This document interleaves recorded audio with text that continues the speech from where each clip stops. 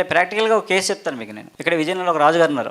ఎవరో చెప్తే నా దగ్గరికి వచ్చారు. ఆయన వస్తే, బాబు నాకు ఇక రిపోర్ట్స్ బీపీ ఉంది, షుగర్ ఉంది, థైరాయిడ్ ఉంది, నేను ఇన్ని మందులు ఆడుతున్నాను, ఇన్ని మందులు పట్టుకొచ్చారు. అసలు ఇవన్నీ పక్కన పెట్టండి, మొట్టమొదటి స్టోరీ చెప్పండి నాకు అసలు అన్నారు. మీకు ఎప్పుడు స్టార్ట్ అయింది, ఎలా స్టార్ట్ అయింది, అసలు ఏంటి సినిమా అంటే, నాకు 3 నెలల క్రితం ఏం లేదు బాబు, నేను చాలా హ్యాపీగా ఉన్నాను, చాలా హెల్తీ, నేను వ్యవసాయం చేసుకున్నాను, నాకు ఏ ప్రాబ్లం లేదు.